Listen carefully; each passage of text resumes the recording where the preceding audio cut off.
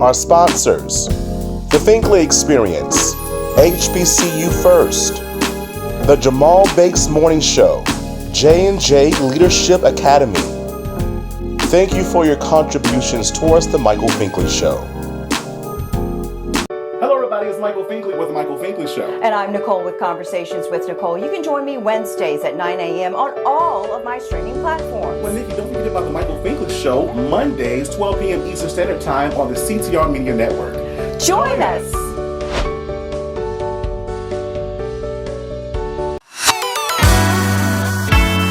What is good, everybody? It's your boy, Kevin Fernandez, aka K-Fern, from season 7 of The Circle on Netflix, and you're watching The Michael Finkley Show, so tune in.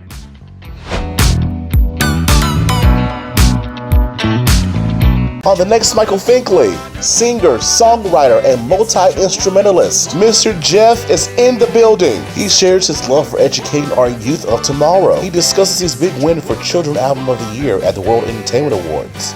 Don't miss it. Monday. Feeling good, feeling good.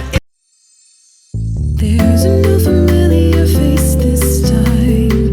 Say hello to the new daytime. See it everywhere you go. New and the greatest show. It's no other than the Michael Finkley Show. There is no other. He's like no other. I'm so glad that someone resonates with me. Come celebrate with me. It's so much to Welcome back to the Michael Finkley Show. Now, y'all, my next guest, I get so giddy. He's one of my newest friends that I met when I was in LA for the Grammy, the awesome Grammy weekend. He is a dad of 3. He's a husband. He's a producer. He's none other than Mr. Jeff. Hey, thanks so much for having me. I'm really, really excited to be a part of your award-winning podcast. Whoa. Award-winning. Award-winning. Thank you so much. We're definitely going to talk about that as well because you're also award-winning as well. Well, we're definitely going to talk about that as well. But I just want to say thank you so much just for being who you are. I was on these IG streets before I got to LA, and we're promoting that we're nominated, right? Mm-hmm. And I saw your name and I saw that what you were doing, especially with children, especially being an educator for the past 14 years. So thank you so much to bringing your voice to this aspect, right, of education for our students. Did you always know that you wanted to go into something like this? No, I really didn't. But reflecting on it, the blueprint has always been there. I'm the oldest of 5 kids. I'm the second oldest of like a million cousins. So when I was growing up, my job was always to entertain the younger kids. It was either entertain the younger kids or go sit at the grown-up table, and I didn't want to do that. So it was very much like I was always entertaining the younger kids. When I started playing music, I got into a lot of rock stuff, and I didn't really realize this is what I wanted to do until my son was born, and it unlocked that older brother, older cousin, paternal instinct of mine where I'm like, wait a minute, I've always been like this. And anybody who's known me for a long period of time, it's like that, like person that goes to the party and they immediately see a dog and they're like going and they're hanging out with a dog, right? Like I'm like that, but with kids, it's like, oh, I see a kid, like we're going to have the most interesting conversation out of all these boring grown-up conversations. So I've always been drawn to the childlike wonder that kids have, because I still have it too. I feel like I'm a lot less jaded than grown-ups my age. If that makes sense, No, I get it. I definitely get it. Trust me, it's energy-wise. I get it. Cool beans. So, who is Mr. Jeff? Just introduce yourself to the Think fam, the ones that are not familiar with what you do. So, yes, I'm Mr. Jeff. I am a children's musician. Before I was a children's musician, I was a professional national touring musician with my rock bands and solo acts. for many, many years. There was a time where I basically lived on the road, 2/3 out of the year. We were doing hundreds of shows per year. But when my son was born, we started listening to children. I love him, Silas, shout out. Now I have three. But when my first was born, we started listening to children's music like earnestly, and some of it is absolutely incredible. Some of it is really, really good, but some of it is not that great. And some children's music doesn't they don't honor the listener or believe that a young listener could have taste, Yeah. and doesn't like respect the listener. So when we were listening to some children's music, I really thought I could add something to this space that was interesting, educational, and silly, because I'm such a silly person and a really fun person. And that was not reflected in my other original music. So this was really the outlet for that, where it's like, oh, I'm okay to be funny and silly because I'm always that way. Like there was definitely a disconnect between my other original music and me. People meet me, they're like, wow, that guy's so fun. And then I'm up there playing like rockin' kind of sad songs. They're like, I don't think that's that guy, So it's music in that way was a way for me to like kind of cope. And it was my therapy. So Mr. Jeff's music is really my intentional positive energy overflowing outwards. So that's what my children's music is for me and what I hope it to be for other people. I love that. I love that because again, when we talk about our children at such a young age and their minds are just kind of just developing, they are, grasping everything that's around them. And so when they hear good things, especially when it comes to music, right, they get a grasp onto that and learn in the process of all of that in their young little minds and their young little lives. So thank you again for contributing to that as well. What does that process look like for you? When you're writing one of these children's songs or masterpieces? Well, I'll tell you what the first records process was. When I decided to do children's music, well, actually, take it back a little bit. My son was born, and I needed a career change. So, because I was a sound engineer and a touring musician, so my life was designed to be in bars, essentially, which caused problems in my life. So I got sober. I've been sober now 7 years, 8 months. And Congratulations. thank you so much. Thank you. All the other accolades are really wonderful, but it's like I got my sobriety. That's the best one of all of them, really. That's the glue for me. That's the glue. So I got sober and I needed a career change. I needed to get out of the bars. I needed to find something else.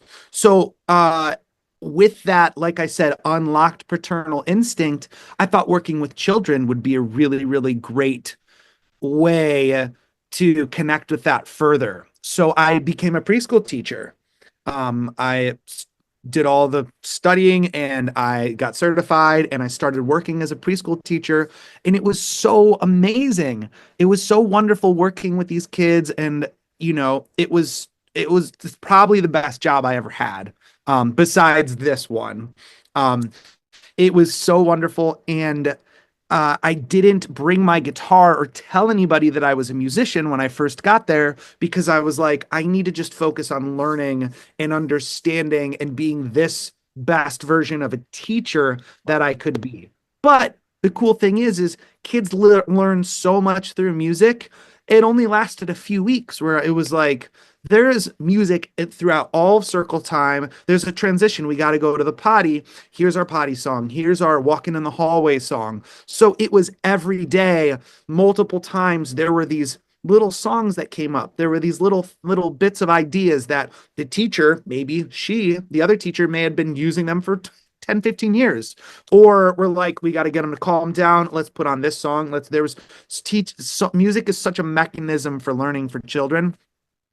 It wasn't long before I was told to bring my guitar and I brought my guitar and then I started learning all the classics.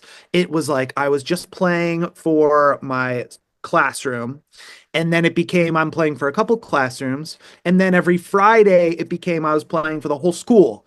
So it really, really kind of snowballed. And then they're like, well, when are you playing live, like in a public performance? And I'm like, well, I guess we could do that. So I did my first live show, and it just snowballed from there. So as far as the recording process and creation of these original songs, some of them were snippets of ideas that came about in my preschool classroom.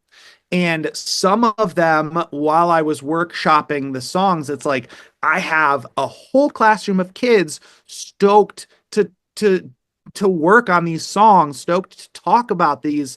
And some of the things they say are like verbatim, like the greatest lyrics that you would never think of as a grown up. You're like, you said another more? That is brilliant because I know what you mean, but in your world, that's how you ask for another thing, another more, just the way that their brains are put together, like create the greatest lyrics ever, way better than any robot could ever do. Um, so with my own kids, when we got more into the creation of Wonderful, Wonderful, Wonderful, my own kids and I started working on the album together. So there were times where, hey, what do you think about this to my son or my daughter? And they would give me some feedback. My son was always like, oh yeah, well that's cool, but what about this and blah blah blah. And he has amazing ideas. Um, and then another time in my birthday song, I showed my daughter because I'm home with her during the days, and my son who's one now. Um, I showed her, hey, I wrote this morning, and check it out. And I made this really cool, kind of complex musician ending. It's like a chromatic walk down. It sounds like you're literally walking downstairs. And I'm like, oh, musicians are going to love this. This is sneaky and complex and cool. And she heard it and her eyes got real wide. And she's like, that's scary. And I said, all right, that's got to go. We got to get this out of here. This is not, I'm not trying to scare kids. Like, I thought it was cool from a musician standpoint, not cool from a child's perspective. It's got to go. So we definitely collaborated and worked on a lot of those songs and a lot of the record in that way because I was home with her so often. I would work very early in the morning, and then during our morning play session, I'd like put on what I worked on and kind of get a little bit of feedback, and then put her down for nap, and I go work on it some more, fix those little things, and then it was just a constant session of feedback. And my wife is a high school teacher and she's worked with young kids as well. She's a high school art teacher. She's amazing. She does all the artwork for all the Mr. Jeff stuff, all the album artwork. We've got a coloring book that's 2 pages away from being completed. She's done all the visual art. She's so, so talented. But she collaborated a lot on this project too. A lot of my ideas filtered through her. Hey, what do you think about a song where we're talking about being bendy, like or we'll sit at the table. Well, what can you bend? Well, your fingers, your blah blah blah. And what about your teeth? Oh, that's funny. That's hilarious. If you have a loose tooth, it's bendy. It's still bendy. So that's a little joke that we put in there. It's just like there's a lot of collaboration between my family. So, like I said, it says Mr. Jeff on the project, and I definitely put in the lion's share of the work, playing all the instruments and singing and mixing and mastering and all that. But the kids and my wife do help write and do help craft and are the quality control and filter that all of it runs through. I love it. I love the collaborations as well, especially from your kids. Those are your customers. And so when you said, oh, no, got to take it out because it's scary, got to take it out. So thinking that other kids, again, will think they're scary as well. So listening to what the customer wants and you supply what they want. I love that. Again, coming from your own family, which is fantastic. So I got to ask, do you consider yourself today's Blippy of 2025? Because literally, I would love that. I would certainly love to be as well known and well off like Blippy. But in at the end of the day, like we're a very small team. Blippy has a very big team and many different Blippies as well. There's multiple different Blippies that they're putting out. So I love a lot of the stuff that the Blippy Corporation does, and I really like the guys that are Blippy, and I think everything they do is really well done. Um, so I would like to be in that same conversation. Absolutely. I think maybe I come at it a little bit more with my educational background as a teacher, and then also from a more musical perspective, because I have been a professional musician for a long time. And I think they're coming at it more content based. So, I absolutely love what they're doing. To be in that conversation would be wonderful. You never know. Again, you just never know, literally. Because literally when I got off the plane, and I said to myself when I got back to South Carolina that anything's possible.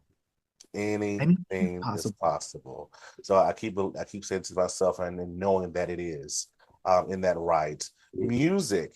When I love to hear you talk about your music, this joy comes over yourself. This place of just familiarity comes over yourself as well. What has music done for you all these many years, and what have you learned about yourself in developing this type of music?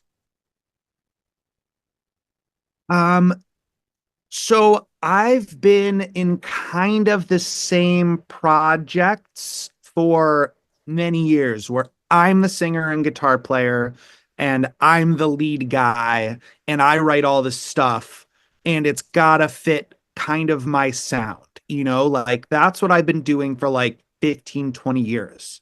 So when I started doing the children's music, when I started just like, you know what? It doesn't have to sound like anything that I would ever do. Um, it it has to fit in the parameters of it's made for kids, and it needs to be good. It needs to have substance, whether that's a lyrical substance, a content substance, or a musical substance. There needs to be some meat and potatoes there that I can feel good about putting out, because I'm not just going to write something and say, this is good enough.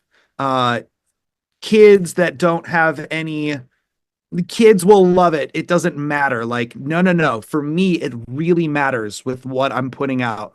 So those are the parameters. So once I had those parameters, it was so freeing because it wasn't like, oh, I got to have this kind of dark alternative sound. It's like, no, it can sound like anything. It just has to be for kids.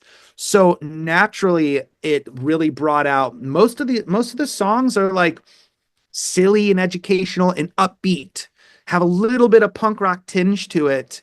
And that's basically when I started thinking about what I wanted it to sound like. I was like, well, what music really moved me when I first started playing music? Not like when I was a kid loving music, because there was so few children's music artists when we were growing up. Um, so I wanted to grasp onto something that really made me feel alive when I started playing music. So the answer was pop punk.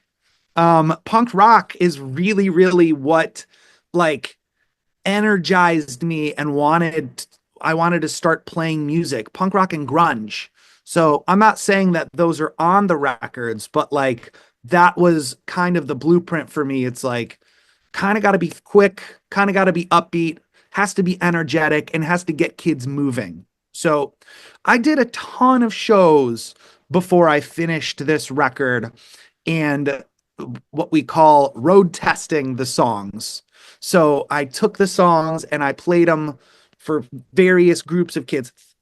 Big theater full of kids, a classroom full of kids, a birthday party full of kids. There's just different avenues that some of these songs would work or not work. And I tried to find things that would work in either one or all of those scenarios. So building the songs and the sound and the world of Mr. Jeff has been really, really cool because some kids have been even telling me the lore of it all. Like you talk about this a lot. That's part of your lore. And I'm like, yeah, it sure is, So like I have a jellyfish song. I do a little hand signal with my jellyfish. Jellyfish are huge in the Mr. Jeff lore. So there's a lot of kind of Easter eggs about jellyfish and various things that I'm working on for the next record. And of course our coloring book, which I'm super pumped about. Yes. Oh, it's again, when you find someone in their passion, I definitely feel that it makes a difference, especially in our conversation. Because again, it's a different feeling. You light up, you talk, you want to talk about it, and you can't stop Yeah. talking about it, right? Because it's a part of you. It's part of that mission and that vision for our lives and for ourselves. Now, let's fast forward. We met again in LA. Mhm. Grammy weekend. We met at the World Entertainment Awards. And again, I saw you already on Instagram, but to see you in person, you did not disappoint. It was just a three-dimensional interaction with you, which I definitely enjoyed. But when they called your name for Best Children's Album and receiving that award, what went through your mind? Wow. So I knew it was a possibility, but I didn't really know that it was actually going to happen. You know, I live I live in the Midwest. I live in Ohio where like they wrote news articles just about me going out to LA. So, well, which was amazing, but like it was one of those things where there was a whole community behind what we're doing and me going out there and representing the kids and the families and the music scene here in the Northeast Ohio area. So I didn't really feel like I had that on my shoulders until they called my name for real. So it was very surprising. And I had right behind me was Lucy Kalantari, who was nominated for a Grammy. And she was right behind me, and they called my name, and I didn't stand up right away because I was like, it was a little bit surreal. And so she grabbed my shoulders. She's like, yeah, you are. She's the best. Like the children's music community is so supportive and so amazing. Like you have to be if you put all this positivity and energy and stuff out there. So yeah, going up there and giving my speech was pretty surreal. I sent it to my wife as soon as I got back to the seat, just with thank you, because the thanks really goes to her and my kids and the families that trust me with their kids listening ears. So I'm really grateful. It was crazy. It still feels a little wild that I got to fly from Ohio to Los Angeles and accept a big shiny trophy in Hollywood. Like that I didn't have that on my bingo card for 2025. Oh my gosh, I was saying the same thing literally before we started this interview. I was talking to one of my friends, and I'm like, this is not on my bingo card ever in life, 2025 and beyond, ever, ever, ever. And but to allow it to happen, the way it did, right? It was just wow. Here we go.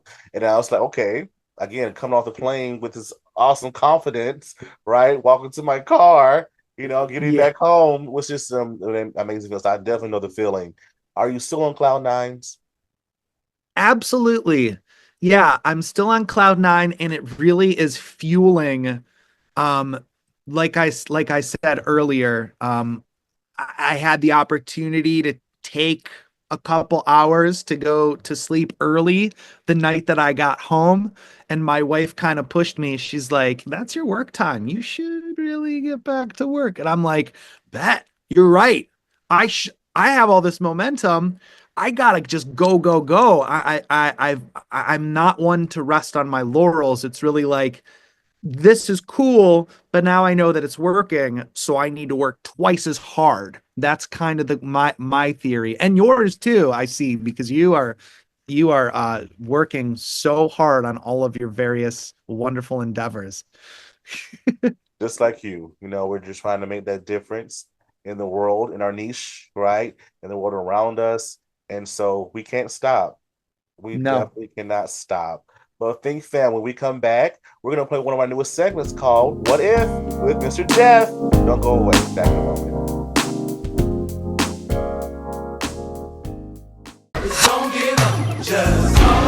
Yo, what's up, everybody? This is your boy Kenny Lewis of Kenny Lewis and One Voice, and you're watching my boy Michael Finkley on the Michael Finkley Show.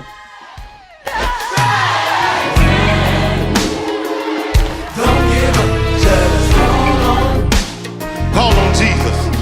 HBCU First. HBCU First Incorporated is a 501c3 nonprofit organization. HBCU First is a student-led community advancing the well-being and economic participation of America's Black youth. As the leading HBCU internship and mentoring academy, we empower elite students from 70-plus historically Black colleges and universities with in-demand college-to-career skills. For more information, visit their website, www.hbcufirst.com. Hello everybody, it's Finkley from the Finkley Experience. We're an educational consulting firm that specializes in first-generation education. So we assist students with their college and career endeavors. We train school administrators on the state of first-generation students. And also, we partner with colleges and universities to assist their first-generation population for easy transition from high school to college. So if you're looking for a presenter or a speaker that presents on these topics and so much more, visit our website at thefinkleyexperience.com and learn about all that we do. We're looking forward to working with you.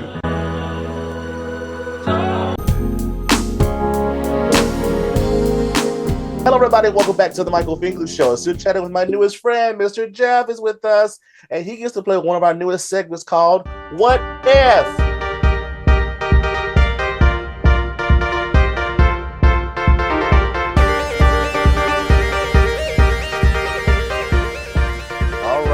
So then what if we think about the reflection of Jeff, if you were not this amazing children artist person, right? Award-winning, right? What would you be doing? I honestly can't imagine my life without music. What if there's no music? Right. No music. Okay. It's like, okay, clean slate. What would I be doing? I would probably be teaching children in some capacity, whether that's preschool, kindergarten, or like K through 5. That's probably what I would be doing. And still putting this optimistic, positive energy out there and trying to change and mold the future generation. So it's kind of the same thing. Just minus the music. Exactly. Oh, I love it. And you said energy. I tell you, when your energy shows through your pictures. It literally does. Because when I approached you and the way that you spoke, and I think we hugged. I think we shook hands and hugged one of them. I don't know, maybe both at the same time. We hugged. Yeah, we hugged, and it was just like, I love this dude, and I hope that he likes me too because he's amazing. He's doing some incredible things, and your energy is like my energy, and it's just, can we just be brothers? Like, can we just do it and get over with? Like, I'm absolutely. Yeah, we definitely matched energy. We were immediately like, and we're matching energy right now with matching energy. Right? This was not planned. This was not planned at all. Oh my goodness, I love this. All righty, big fam, hang in there with us because when we come back, Mr. Jefferson going to tell us what's his next biggest dream. Don't go away. Back in a moment.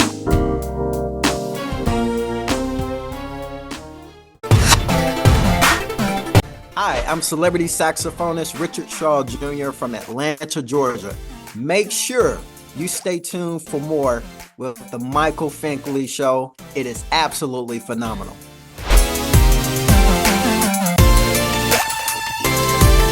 Looking for some of the best soul food right here in Mullen, South Carolina?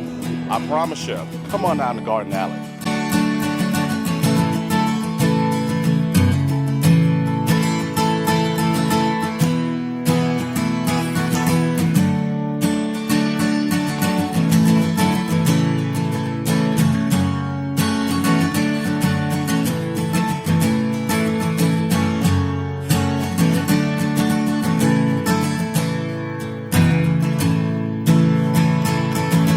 Our grape salad fabulous, our water gate, our potato salad, our chicken is fresh, macaroni and cheese is salted to perfection. I haven't found anything that's not great.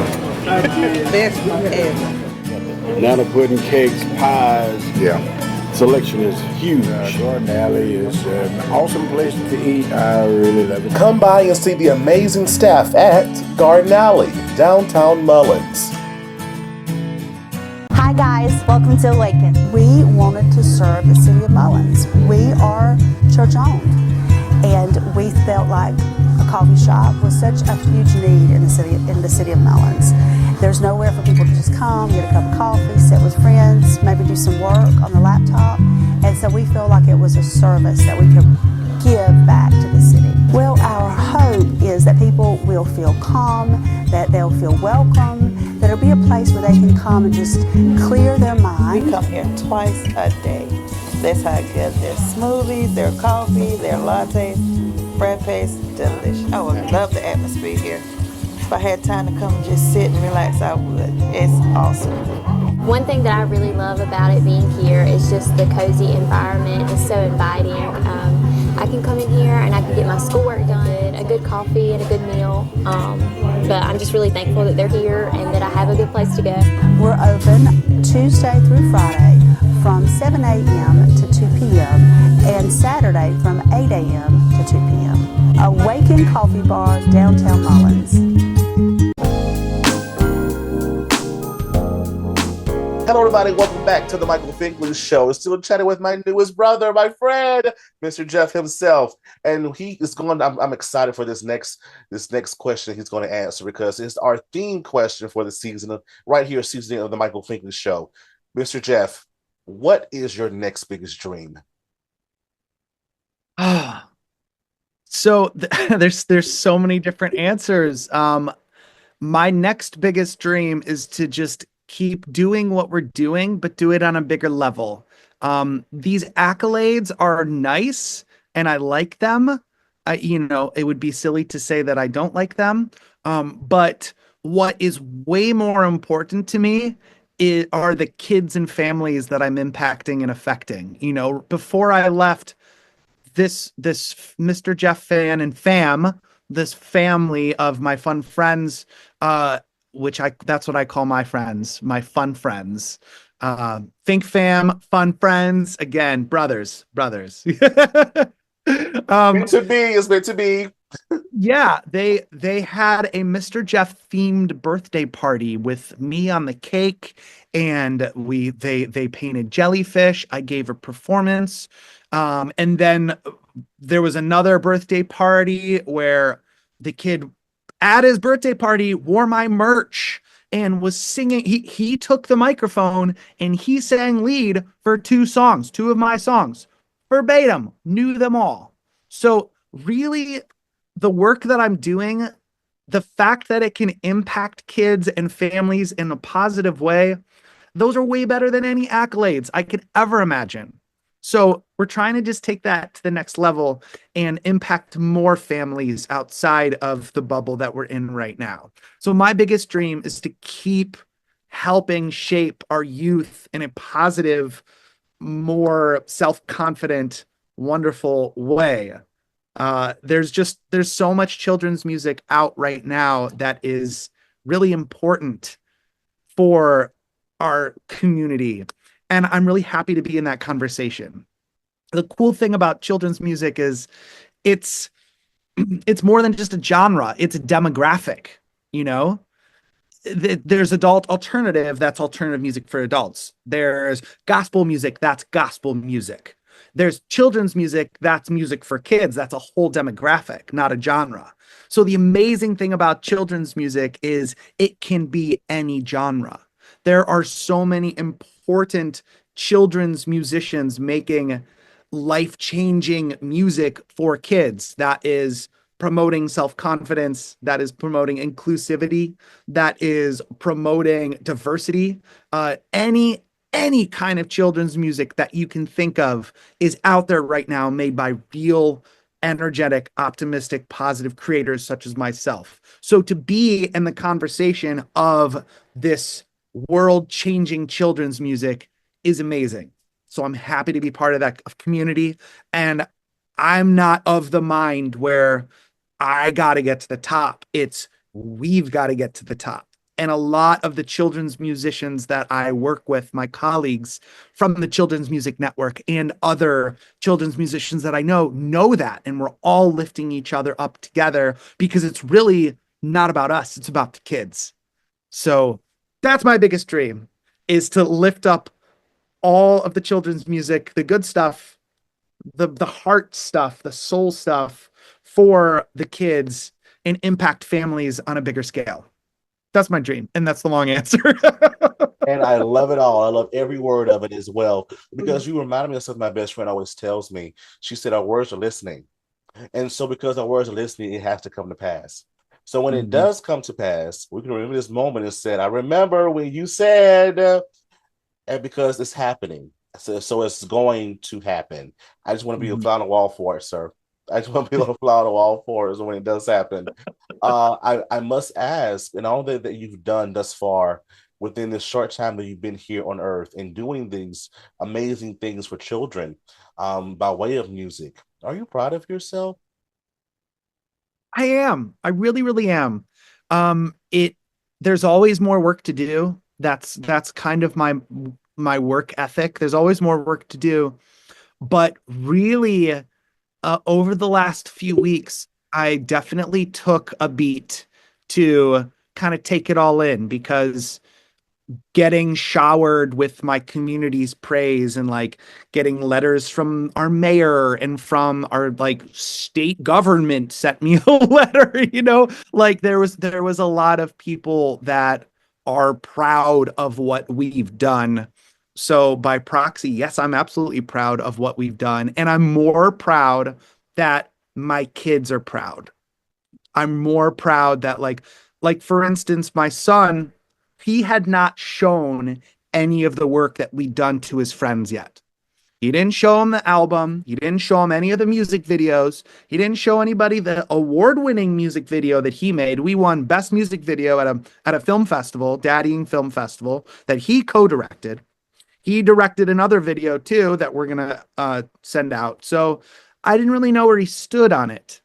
But his teacher reached out and said, hey, Silas wants to show everybody this stuff.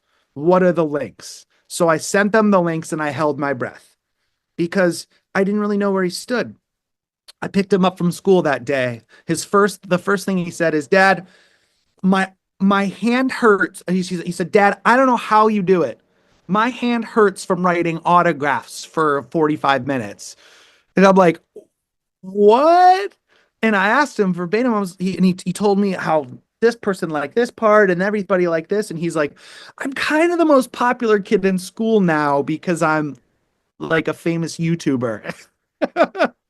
And so I asked him, I was like, does this make you proud? Does this make you happy to show your friends? Because again, I didn't really know. And I wasn't going to push it saying, hey, we make the stuff for your friends, show it to people. I wanted him to come to it on his own. It's why I haven't asked him or forced him to learn an instrument. I want him to come onto it on his own. And he said, yes, I'm very proud and I'm really happy and I'm really excited. So like I said, the first people that I sent those videos of my speech to were my kids and my wife, and they were both really ecstatic. So I'm proud, but my family being proud is a little more important to me. And my community being proud is a little more important because I'm going to keep going and going and going. I love it. I love it. Oh my gosh. That speaks volumes though, to say, you know what, I'm taking it all in for me, because at the end of the day, I was able to accomplish something. But to say that I love my family's proud of me as well. That does something on the inside of me that I just cannot explain.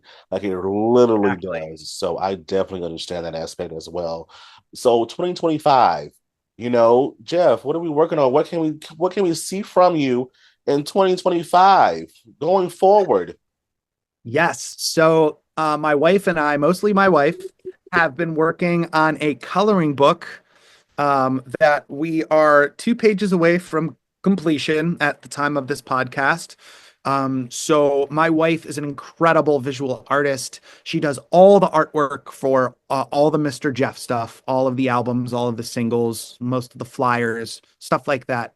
So we've created a Mr. Jeff coloring book that is all kind of the lore of Mr. Jeff. And there's a lot of like kind of fun interactive activities. So it's not just a coloring book, it's a coloring book and activity book. And the cool thing is she's made some very simple drawings to color and then some very complex drawings to color as well. So it can be like a parent chooses this page and a child chooses this page, and it can be parallel play in that way. So we're really, really excited about the coloring book. I am halfway through my third full-length album. So we're full steam ahead on the next record. Production here in my studio is taking place every day. Since we got home, I'm knocked out 6 tunes, so we're almost there. It's definitely going faster than the first record because I had so much time to work. It's like they say you have your whole life to make your first record, and then you have a very short period of time for that sophomore record. But the second album was a lullaby version of the first record, played on solo piano instrumental, and this third record is going to be all new original rockin' Mr. Jeff songs. So that's what's happening in 2025. It's coming out this year. I'm really excited about it. I think the songs are really good. I think they're really fun, and I think they're a good complement to that first record. I love it. Could we say that you'll be submitting to the Grammys next year? Yes. We're gonna get it out in time for the deadline. And I'm excited.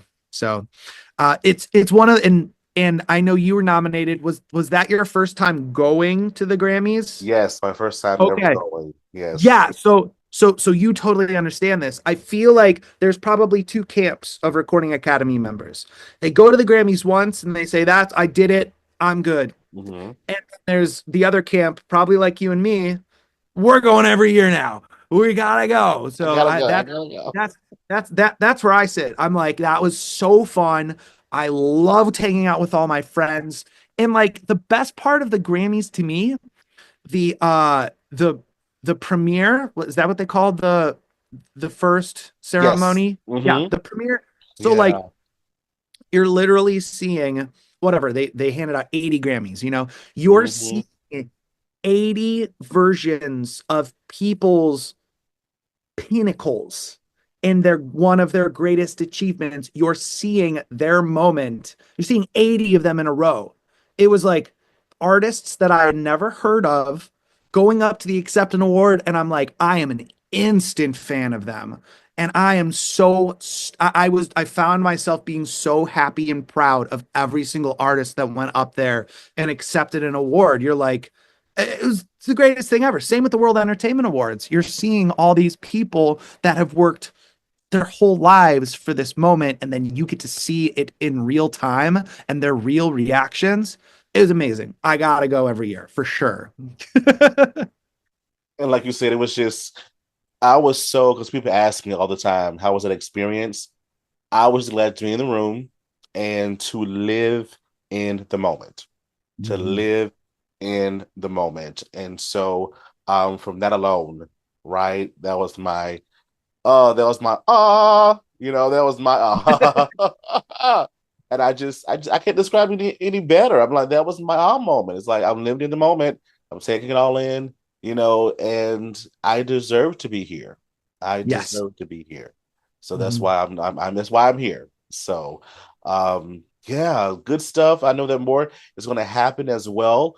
So we definitely want to keep in track of what's going on. So how can the Fink fam follow you on social media, and how can we listen to your music as well? You can go to mrjeffisfun.com. All my links and everything is on there. On social media, my handle is @MrJeffIsFun. Mr. Jeff is Fun. You can find it everywhere. Search on Spotify, Apple Music, Bandcamp, all the places. Just search Mr. Jeff. I have 2 full-length albums out right now and 6 full music videos, as well as a slew of other video content on my YouTube channel. So those are the best places to find me.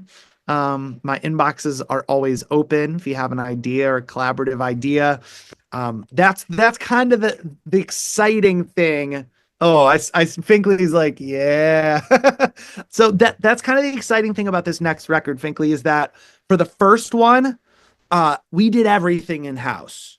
We didn't have any guests. I played all the instruments and my kids sang on the record. There was no other guests. So, which we're really proud of.